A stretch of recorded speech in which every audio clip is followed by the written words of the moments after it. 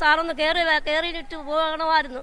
അതായിരുന്നു ഞങ്ങളുടെ ആശ്വാസം. എല്ലാവരുടെയും വോട്ട് തന്ന് വിജയിപ്പിച്ചിട്ട് ഇങ്ങനത്തെ ഒരു ജോലിയാ ചെയ്യുന്നെങ്കിൽ മുഖ്യമന്ത്രി ഇവിടെ വന്നേ പറ്റത്തുള്ളൂ. ഈ വോട്ടിന് മാത്രം വരുമല്ല, വേറെ ഒന്നും ഞങ്ങളെ തിരക്കി വരുന്നില്ല. തിരുവല്ലയിലെ ദുരിതാശ്വാസ ക്യാമ്പിൽ സന്ദർശനം നടത്തി. തൊട്ടടുത്തുള്ള ഒരു സെന്റ് തോമസ് സ്കൂളിലാണ് മുഖ്യമന്ത്രി സന്ദർശനം നടത്തി മടങ്ങിയത്. അതിന് തൊട്ടടുത്തായി SME സ്കൂളിൽ കുറച്ച് ആളുകൾ, ഏറ്റവും കൂടുതൽ തിരുവല്ല നഗരസഭയിൽ ദുരിതാശ്വാസ ക്യാമ്പിൽ കഴിയുന്ന ആളുകൾ ആണ് ഇവരൊക്കെ.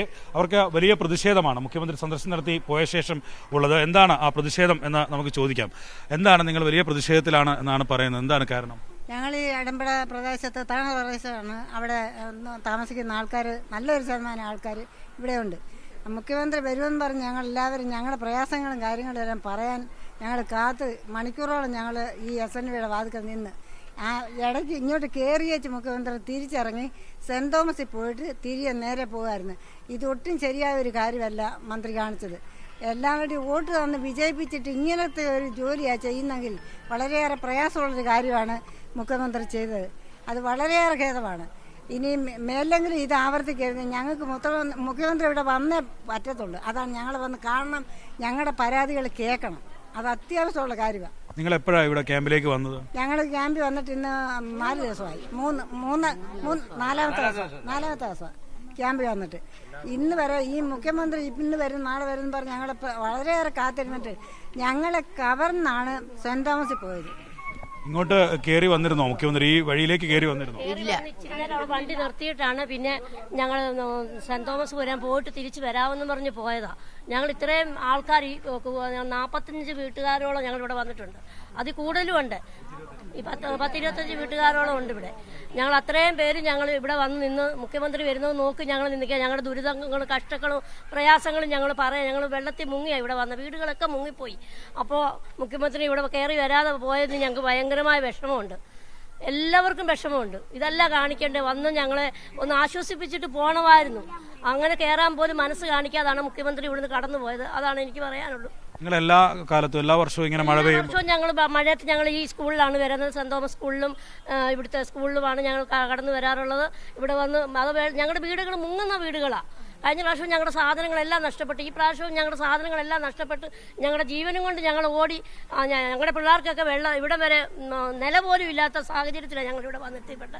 ഞങ്ങൾ അതുകൊണ്ട് ആ പ്രയാസം കൂടെ പറഞ്ഞ് കോട്ടത്തോട്ട് അവിടെ ശരിയാക്കാൻ വേണ്ടിയുള്ള കാര്യത്തിലാണ് ഞങ്ങൾ കൂടുതലും. ഞങ്ങളിൽ ഇത്രയും ആൾക്കാർ, ഈ ജനങ്ങളെല്ലാം ഞങ്ങൾ വന്നിരുന്നത്. സാറൊന്ന് കയറിയിട്ട് പോകണമായിരുന്നു. അതായിരുന്നു ഞങ്ങളുടെ ആശ്വാസം. മുഖ്യമന്ത്രി വരുമെന്ന് പറഞ്ഞിരുന്നു. ഇവിടെ വരുമെന്ന് പറഞ്ഞതുകൊണ്ടാണ് ഞങ്ങളെല്ലാം സാറിനെ നോക്കി കാത്തിരുന്നത്.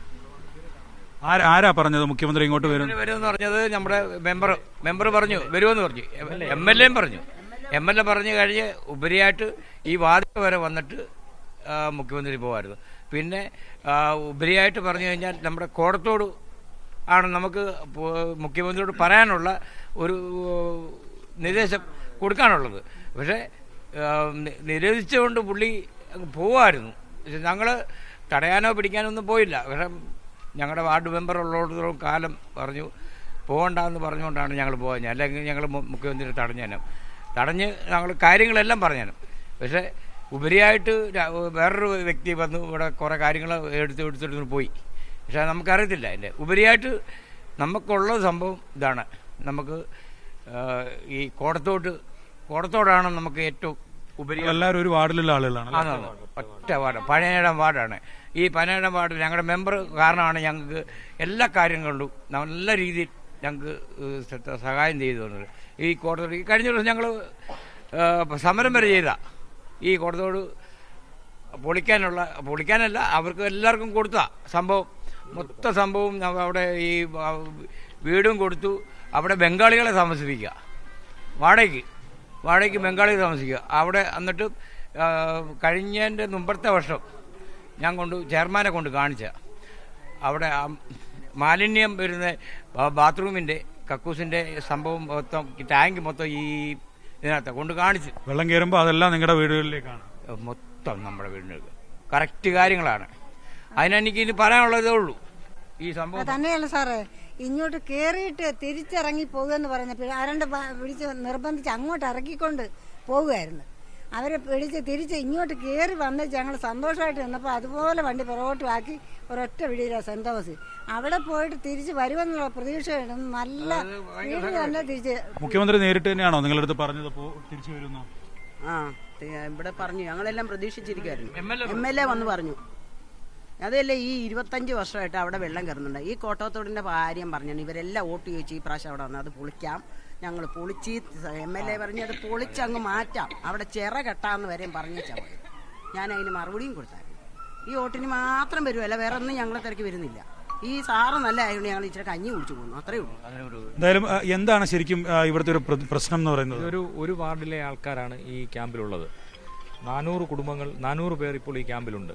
തിരുവല്ല നഗരസഭയിൽ അല്ലെങ്കിൽ തിരുവല്ല പ്രദേശത്ത് പ്രളയകാലത്ത്, മഴക്കാലത്ത് ആദ്യം ക്യാമ്പിലേക്ക് പോവുകയും വെള്ളം കയറുകയും ചെയ്യുന്ന വിഭാഗമാണ് ഈ അടുമ്പടയുള്ളവർ. ഇതിനൊരു പ്രധാനപ്പെട്ട കാരണം ഈ വരാൽത്തോട്, കോട്ടത്തോട് നീരൊഴുക്കില്ലാത്തതാണ്.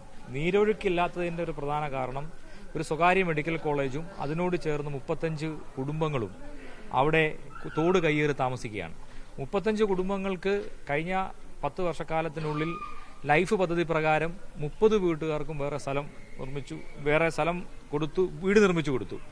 ബാക്കിയുള്ള 5 വീട്ടുകാർക്ക് സ്ഥലമില്ല എന്ന് പറഞ്ഞപ്പോൾ ഞങ്ങളുടെ വാർഡിൽ തന്നെയുള്ള ഒരു വ്യക്തി 42 സെന്റ് സ്ഥലം നഗരസഭയ്ക്ക് സ്പോൺസർ ചെയ്തു കൊടുത്തു. അവരെ മാറ്റുന്നില്ല. അപ്പം അവരെ മാറ്റാതെ പുഷ്പഗിരി ഈ സ്വകാര്യ മാനേജ്മെന്റിന്റെ സ്ഥലത്തേക്കുള്ള തോട് മൂടപ്പെട്ട് അതുവഴി നീരൊഴുക്കില്ലാതെ തടഞ്ഞു കിടക്കുമ്പോൾ ഈ ആറ്റിൽ നിന്ന് കയറുന്ന വെള്ളം മുഴുവൻ തിരിച്ച് ഞങ്ങളുടെ ഈ പറയുന്ന വീടുകളിലേക്ക് കയറുകയാണ്. 1-2 വീടല്ല, ഒരു സങ്കേതത്തെ മാത്രം 125 വീടാണ്. വേറൊരു സങ്കേതത്തിൽ 45 വീട്. ഞമനാകുഴി, അടുമ്പടയിൽ 125, ഇടമനത്തറയിൽ 43, മംഗലശ്ശേരിയിൽ 22, പുളിക്കത്തറക്കുഴി ഭാഗത്ത് 47, ഇങ്ങനെ ഏകദേശം 300ഓളം വീടുകളാണ് ഒരു സ്വകാര്യ മാനേജ്മെന്റും കുറച്ച് ആൾക്കാരുടെയും കൂടെ ഇടപെടൽ കാരണം ഇത് തടഞ്ഞു വെക്കുകയും ഇപ്പോൾ വലിയ പ്രളയം ഉണ്ടായപ്പോഴാണ് പ്രളയത്തെക്കുറിച്ച് ചർച്ച ചെയ്യുന്നത്. പക്ഷേ എല്ലാ മഴക്കാലത്തും ഈ വലിയ പ്രളയത്തിന് സമാനമായ ദുരിതം അനുഭവിക്കുന്ന കുറച്ച് പാവങ്ങളാണ് ഈ കിടക്കുന്ന മുഴുവൻ. ഈ സ്കൂള് ഞങ്ങൾക്ക് തുറന്നു തരുന്നതുകൊണ്ടാണ് ഞങ്ങളുടെ ഒരു ആശ്രയം. എല്ലാ പ്രളയകാലത്തും മുഴുവൻ സാധനങ്ങളും മുങ്ങിപ്പോകുന്നു. എന്നാൽ വളരെ ചെറിയ പണം മുടക്കിയാൽ ഈ തോട് ക്ലീൻ ചെയ്ത് ഒഴുക്കി വിടാൻ വേണ്ടി സാധിക്കുകയും ചെയ്യും. പക്ഷേ ഈ തിരുവല്ല നഗരസഭയോ ബന്ധപ്പെട്ട അധികാരികളോ അതിനുവേണ്ടി യാതൊരു വിധമായ ഇടപെടലും നടത്തുന്നില്ല. ആ തോടിന്റെ തിരുവല്ല ബൈപ്പാസ് റോഡിൽ പോയി നിന്ന് വലത്തേക്ക് നോക്കിയാൽ, ബൈപ്പാസിലുള്ള പാലത്തിൽ നിന്ന് വലത്തേക്ക് നോക്കിയാൽ പുഷ്പഗിരി എന്ന് പറയുന്ന സ്വകാര്യ ഞാൻ പേരെടുത്ത് പറയാണ്, പുഷ്പഗിരി എന്ന് പറയുന്ന സ്വകാര്യ മാനേജ്മെന്റ് ചെറിയൊരു കലുങ്ക് പണിത് ഈ തോടിന്റെ വീതി കുറച്ചിരിക്കുകയാണ്. ഇത് എത്ര തവണയാണ് ഞങ്ങൾ ഇത് ആവശ്യപ്പെടുന്നത്? ഇത് ഞങ്ങളെല്ലാവരും ഈ കഴിയുന്നവരെല്ലാവരും മനുഷ്യരാണ്, ഒരു കൂലിവേല ജോലി ചെയ്യുന്നവരാണ്. ഒരു വർഷക്കാലം അധ്വാനിക്കുന്ന സാധനങ്ങൾ മുഴുവൻ, ടിവിയും ഫ്രിഡ്ജും മെത്തയുൾപ്പെടെ മുഴുവൻ സാധനങ്ങൾ നഷ്ടപ്പെടുന്നു. വീണ്ടും ഒരു വർഷം വീണ്ടും ഇത് അധ്വാനിക്കുന്നു. ഇത് 20 വർഷമായി തുടർന്നു വന്നുകൊണ്ടിരിക്കുന്ന പ്രവൃത്തിയാണ്. നഗരസഭയോട് ആവർത്തിച്ച് ആവശ്യപ്പെട്ടിട്ട് ഇതിന് മാറ്റം ഉണ്ടാകുന്നില്ല. ഇതൊന്നും മുഖ്യമന്ത്രിയോട് നേരിട്ട് പറയാൻ ഞങ്ങൾ കാത്തു നിൽക്കുകയാണ്. MLA പറഞ്ഞു മുഖ്യമന്ത്രി ഇവിടെ വരും, സെന്റ് തോമസിലും വരും, SNV സ്കൂളിലും ഹയർ സെക്കൻഡറി മുഖ്യമന്ത്രി വരും. MLAയും മന്ത്രിയും അതിന് തലേദിവസം ഇവിടെ വന്നിരുന്നു.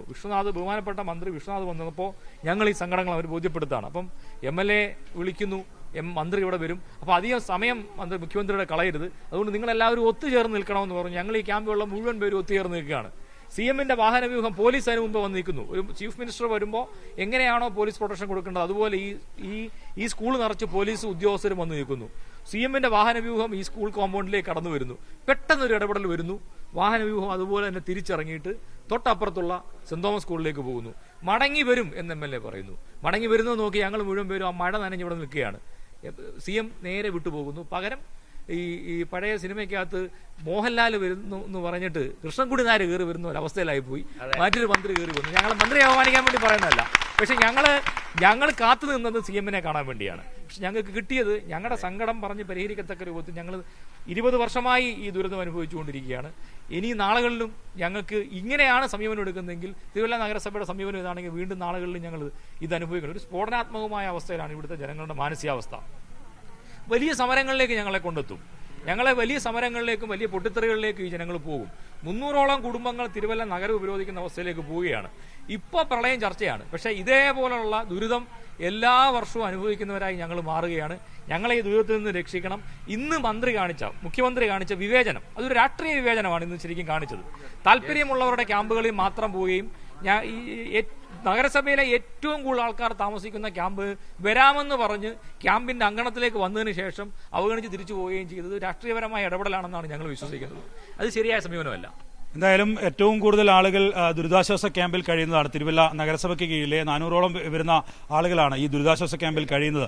ഇവിടെ മുഖ്യമന്ത്രി എത്തും എന്ന് നേരത്തെ തന്നെ അറിയിക്കുന്നു. ഇവർ എല്ലാം ആ മഴ പെയ്തുകൊണ്ടിരിക്കുന്ന ഘട്ടത്തിൽ തന്നെ മുഖ്യമന്ത്രിയെ സ്വീകരിക്കാനായി, മുഖ്യമന്ത്രിയെ കാണാനായി എത്തുന്നു. പക്ഷേ മുഖ്യമന്ത്രി പെട്ടെന്ന് തന്നെ ഇവിടുന്ന് മാറിപ്പോകുന്നു. അതാണ് ഇവരുടെ പരാതി. അതിനപ്പുറം ഇവർ പരാതിയായി പറയുന്നത് ഒരു പ്രളയകാലം വരുമ്പോഴല്ല ഇവരുടെ ദുരിതം അനുഭവിക്കുന്നത്. അത് എല്ലാ വർഷവും ചെറിയ മഴ പെയ്താൽ പോലും ദുരിതത്തിലാകുന്നവരാണ്. അവർ ഈ സ്കൂളിലേക്ക് തന്നെ, SME സ്കൂളിലേക്ക് തന്നെ ദുരിതാശ്വാസ ക്യാമ്പായി മാറി അവിടത്തേക്ക് എത്തുന്നവരാണ്. അവരെ നോക്കാതെ പോയത് വലിയ പ്രതിഷേധമാണ് അവർ രേഖപ്പെടുത്തുന്നത്. ഹിരൺ ഷാമിനൊപ്പം വിജിൻ വായാന്തോട്, മീഡിയ 1.